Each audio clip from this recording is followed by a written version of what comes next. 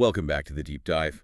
Our mission, as always, is pretty simple. We take these huge, complex topics and we try to distill them down into the key insights you really need. And today the topic is, well, it's a big one, the first industrial revolution. Right. That massive shift that basically dragged humanity from making things by hand slowly to this world of, efficient machine-based manufacturing. It's honestly hard to overstate its importance. I mean, if you talk to economic historians, they'll tell you there were really only two events that fundamentally reset humanity's material existence. Okay, what are they? The first was when we adopted agriculture, and the second was this, the Industrial Revolution. It's on that level, truly. Wow. Yeah. So let's define the scope here. We're talking mostly about the period from, around 1760? Roughly 1760, yeah. That's when things really start kicking off in Great Britain, and it runs through to about 1840, by which point it's, jumped across the channel to Europe and over the Atlantic to the U.S. And it's defined by a few key things, right? Mm-hmm. The move to machines, new chemical processes, harnessing steam power. Exactly. And, crucially, the rise of machine tools and the birth of the factory system itself. But I've seen that timeline debated. Some historians argue about the start and end dates. Oh, absolutely. It's a huge debate. T.S. Ashton, for example, he likes the 1760 to 1830 span, but then you have someone like Eric Hobsbawm who argues the real transformative changes didn't become obvious until the 1780s. So it depends on what you're measuring, the first invention or the point where society really starts to feel the effects. Precisely. But what they all agree on is the speed. Before this, you might have little bursts of prosperity here and there, but on the whole, per capita income was basically flat across the globe for centuries. And this is where that changes. This is the moment you see the beginnings of sustained growth for the first time in human history.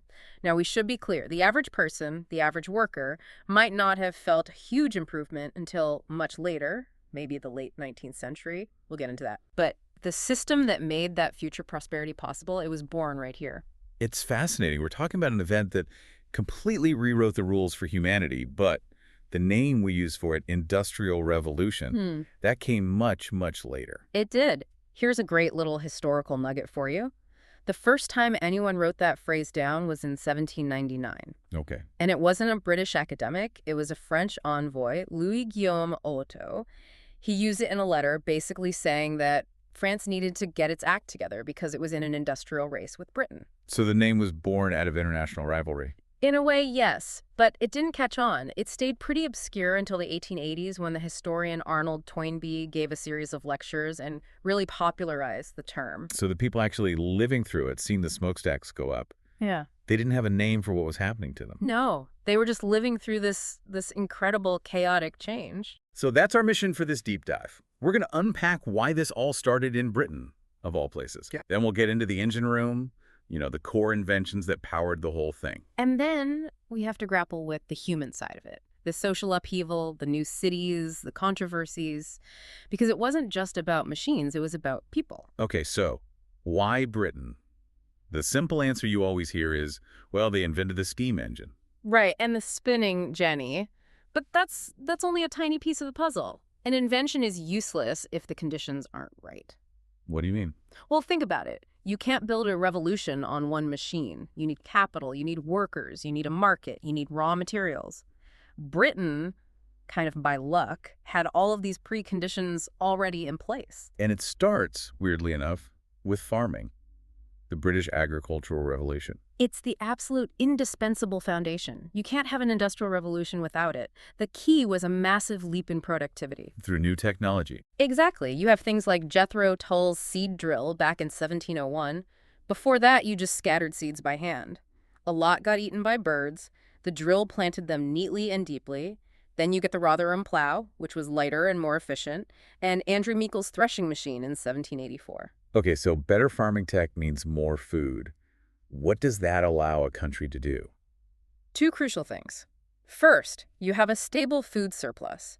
This means you can support a large population that doesn't work on farms. People can move to cities to work in factories without starving. And the second thing? It frees up labor. That threshing machine, for instance. Hand threshing took up about a quarter of all agricultural labor time. Suddenly, one machine does the work of dozens of people. So you have a huge number of people who no longer have jobs in the countryside. And they become the workforce for the new industries. It's a massive and often very painful migration of labor. So agriculture gives you the food and the workers. Then there's just the luck of geography. Pure luck. Britain is an island with a huge coastline and tons of navigable rivers. In the 18th century, the cheapest way to move anything heavy like coal or iron was by water. It's an instant distribution network. An instant network connected directly to their incredible natural resources. They were sitting on the highest quality, easiest to access coal reserves in the world at the time. The fuel for the revolution. Literally. Yeah. And they also had plenty of iron, lead, copper, and fast-flowing rivers for water power in the early days. It's almost like the island was designed for it. And there's this line in the source material about Britain being the largest coherent market in Europe. Sounds kind of dry, but it seems really important. It's vital. It means that within the borders of Great Britain, there were no internal tariffs, no tolls charged by local lords. Nothing. So a producer in Manchester could sell to someone in London or Bristol with no extra costs or paperwork. Exactly. It allowed for production on a massive scale. In Germany, which was still a patchwork of little states, or even France, you couldn't do that. The fragmented market held them back.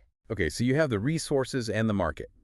But you're not going to invest millions in a new factory if you think a war or a revolution might cause you to lose it all tomorrow. And that's where political stability comes in. After the Glorious Revolution of 1688, Britain had a remarkably stable political system.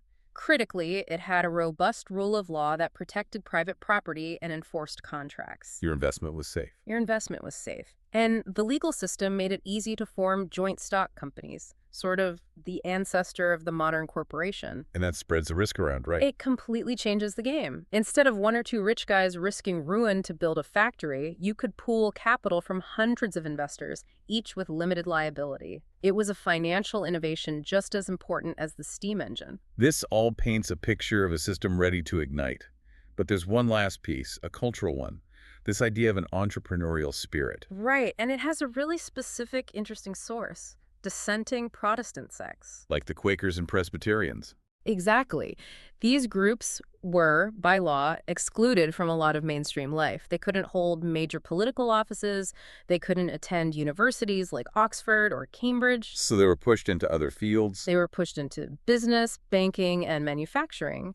And they set up their own schools, the dissenting academies, which didn't teach the classics. They taught practical subjects, mathematics, chemistry, engineering. The exact skills you'd need for an industrial revolution. It's this incredible irony. By excluding them, the establishment accidentally created a highly educated, highly motivated, and often very wealthy class of entrepreneurs who were perfectly positioned to lead the charge. So when you put it all together, it really does feel like a perfect storm. It wasn't just one thing. It was everything, all at once, only in Britain. That's why it happened there first. All right, so let's move into the engine room, the core technologies, and it all seems to start with cotton. Textiles were the first truly modern industry, and the reason is simple. Britain was trying to compete in a market where they were at a huge disadvantage. How so? In 1750, India was the global leader in cotton textiles. Their labor costs were 6 times lower than Britain's. British producers couldn't compete on price with hand labor. They had to compete on technology and volume. So necessity becomes the mother of invention. It's a classic case. The first big step was John Kay's flying shuttle in 1733. It basically doubled how fast a weaver could work. Which sounds great. It was, but it created a massive new problem. The weavers were now consuming yarn twice as fast as the spinners could make it by hand. It created a huge yarn shortage, a bottleneck. And that pressure led to the next breakthrough. The spinning jenny, invented by James Hargreaves in 1764. It was the first machine that could spin multiple spools of thread at once. And it was a relatively simple machine, right? Yeah. Small enough to be used in someone's home. Exactly. It was cheap, made of wood, and it dramatically scaled up cottage industry production. But the thread it made was still quite weak. Good for the weft, the crosswise threads, but not the warp, the strong lengthwise threads. So you still couldn't make a purely British cotton cloth. Not a high-quality one. The real revolution, the one that gives birth to the factory, is Richard Arkwright's water frame in 1769. Okay, what was different about the water frame? It used rollers. And it was powered by a water wheel, which meant it was big and needed a power source. But critically, the thread it produced was strong enough for the warp. So for the first time. For the first time, Britain could produce 100% cotton cloth that could compete with Indian textiles. And because the machine was so big and expensive, you couldn't have it in your cottage. You had to put a bunch of them together in one building next to a river. The first factory. And Arkwright is often called the father of the factory system, not just because he invented the machine, but because he organized the whole system. The building, the workers, the shifts, the discipline. It was a new way of life. And the innovation just kept accelerating. After the water frame came the spinning mule. Right. Samuel Crompton's invention in 1779, it was basically a hybrid of the jenny and the water frame, and it was the best of both worlds. It produced huge quantities of yarn that was both very fine and very strong. The numbers you see from this period are just insane. They're staggering. The productivity of a single spinner, thanks to these machines, increased 500-fold. Britain went from consuming about 2.5 million pounds of raw cotton in 1750 to nearly 600 million pounds a century later. And that flood of cheap machine-made cloth just decimated traditional industries elsewhere. It completely destroyed India's hand-weaving industry. They just couldn't compete on price. It was a brutal economic conquest. And we can't talk about this cotton boom without talking about where all that raw cotton was coming from. No, you can't. The connection to slavery is absolute and direct. The insatiable demand from the mills in Manchester created an insatiable demand for raw cotton, Which was then met by another American invention. Eli Whitney's cotton gin in 1792. Before the gin, cleaning the seeds out of upland cotton was an incredibly slow manual process. The gin increased productivity by 50 times, Making cotton cultivation wildly profitable. and creating an explosive demand for enslaved labor on plantations in the American South, in Brazil, and the West Indies. The fortunes of Manchester were built on the backs of enslaved people. The two are inextricably linked. Okay, let's shift from textiles to iron, another core industry. What were the big limitations holding back iron production at the start of this period? Two main things. First, fuel. Iron smelting used charcoal, which is made from wood, and Britain was running out of forests. Second, power. The bellows used to blast air into the furnaces were powered by water wheels, which were often unreliable. So who tackles the fuel problem? That was Abraham Darby way back in 1709. He figured out how to use coke, which is a purified form of coal, in his blast furnaces. And Britain had a lot of coal. They had mountains of it, so this was a huge breakthrough. It dramatically lowered the cost of fuel. And what about the power problem for the bellows? Well, this is where the industries start to feed each other. In the 1750s, they started using the early, inefficient steam engines to power the bellows. This gave them a constant, powerful blast of air, which allowed them to build much bigger, more efficient furnaces. And this brings us to a really key sort of nerdy invention that enabled everything else.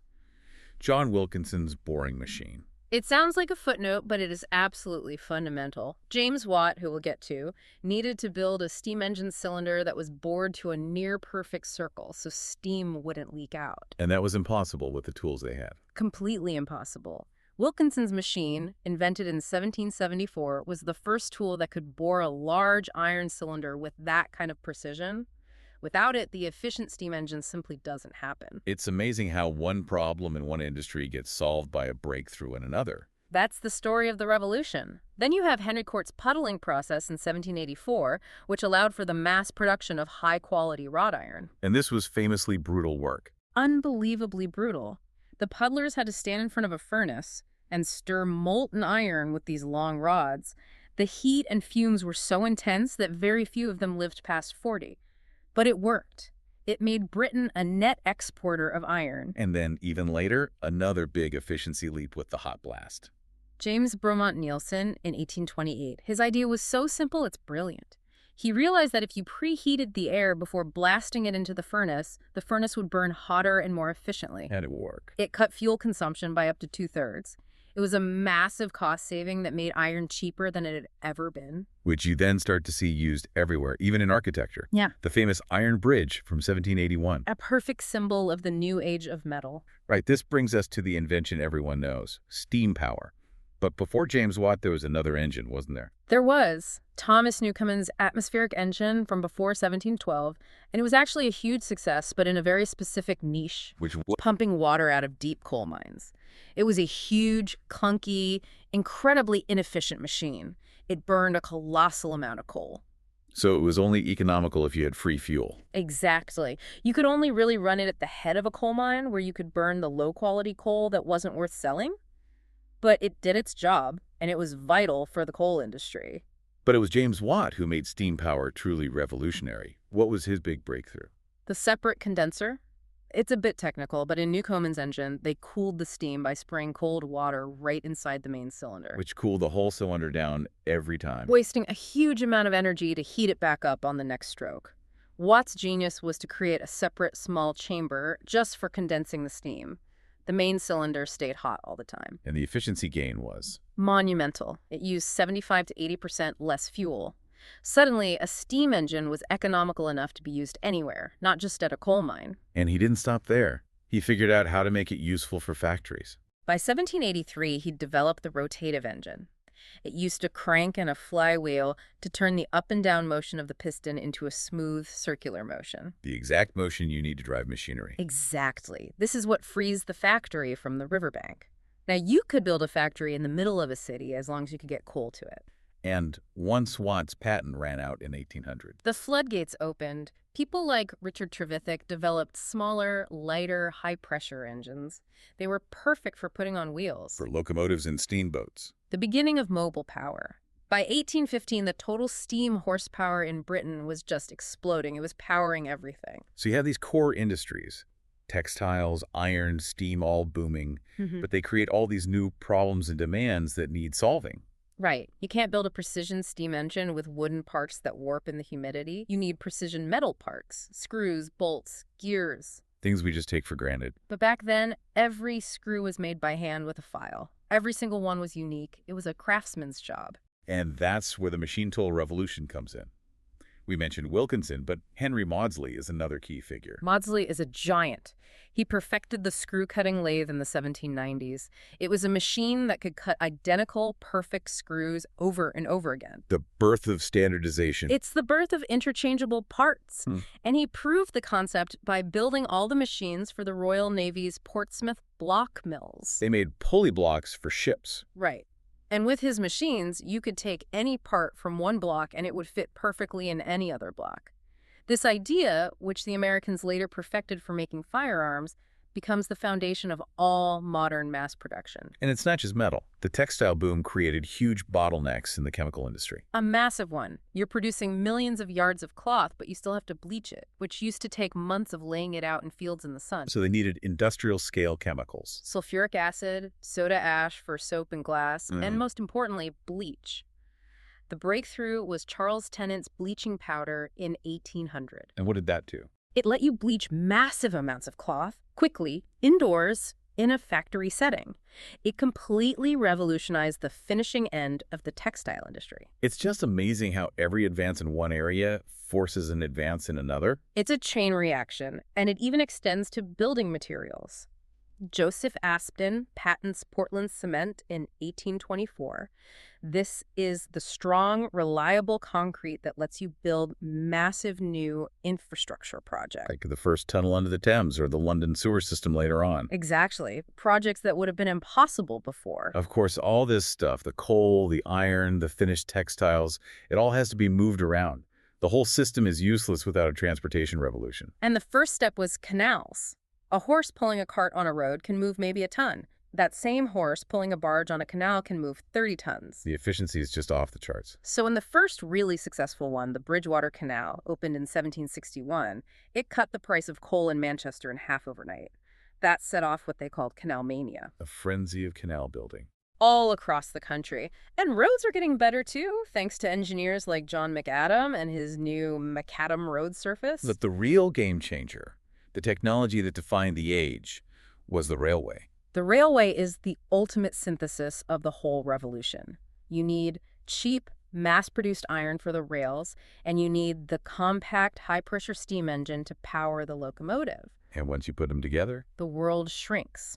The first major intercity line, the Liverpool and Manchester Railway, opened in 1830 and was an instant massive success. It triggered railway mania. And these railways didn't just move goods, they moved people, they moved ideas. They built the modern world. And they had a fascinating side effect. The huge armies of laborers who built the railways, when they finished a line, they often didn't go back to the farms. They stayed in the cities, providing yet more labor for the factories. Which brings us to the human side of all this. We've built this incredible economic engine. But what was it like for the people caught inside it? It was, for most, a brutal and disorienting experience. The factory system concentrated labor, which meant people had to move. It triggered a wave of urbanization the world had never seen. Manchester is a classic example, right? Cottonopolis. The world's first industrial city. Its population grew six-fold in 60 years. And this was happening all over.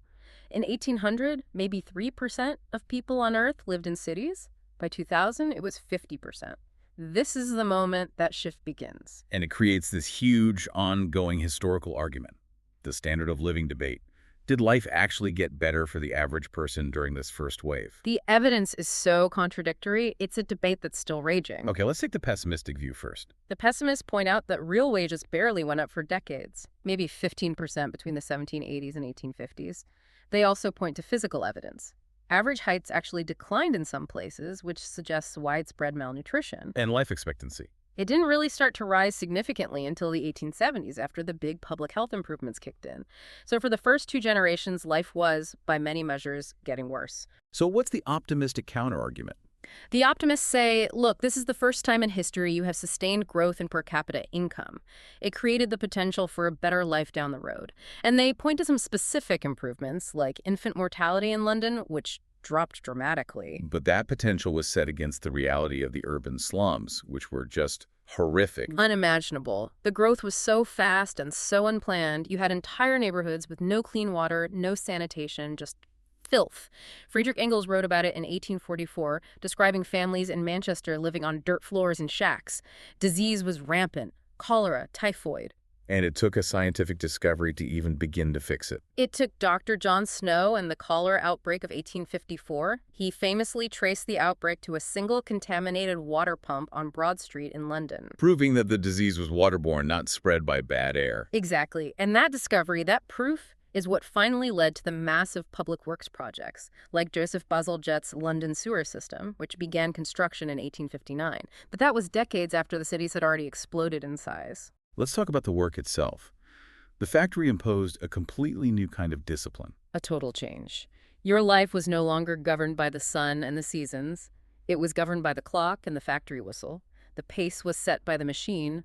Long hours, 12, 14 hours a day were common. And this had a huge impact on family structures and gender roles. A huge and debated impact. Some historians argue that it lowered women's status by separating work outside the home, done by men for a wage, from unpaid domestic work inside the home, done by women.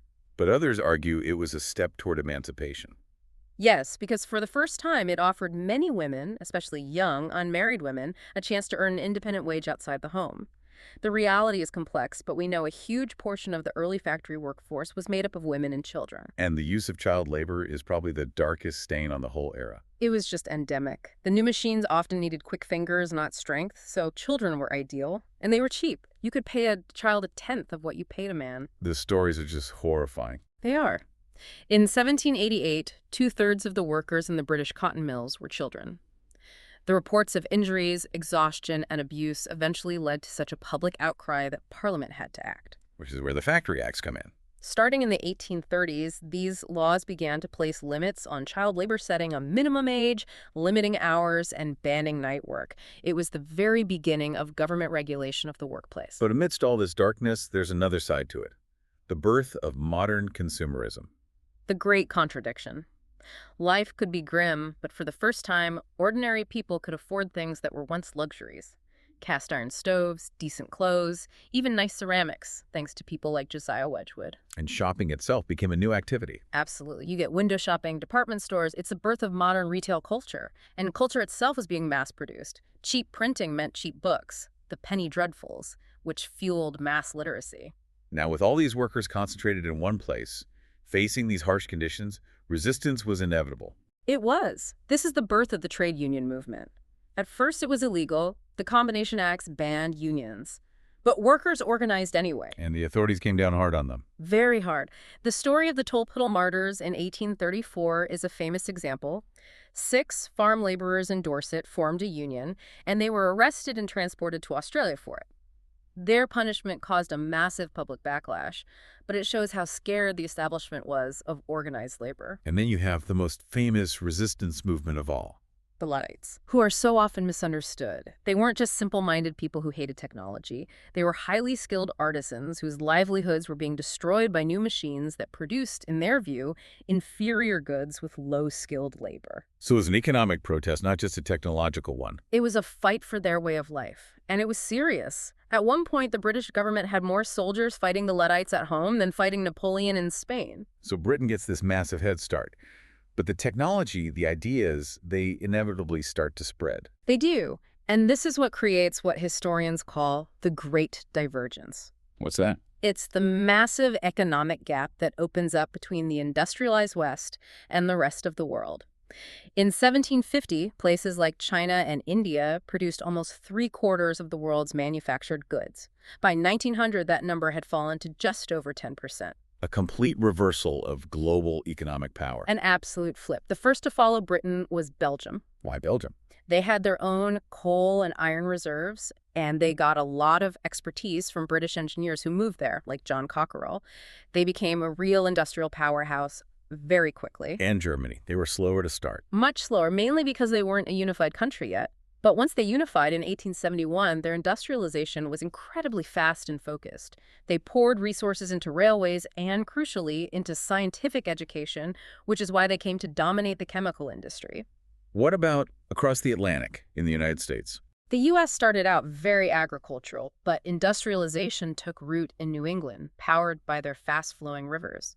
They got a big boost from Samuel Slater, a British mill worker who illegally emigrated and basically rebuilt a British textile mill from memory in Rhode Island. Slater the Trader, they called him in Britain. Exactly. But the real American contribution was a focus on efficiency and standardization, what became known as the American system of manufacturing, with its emphasis on precision, machine-made, interchangeable parts.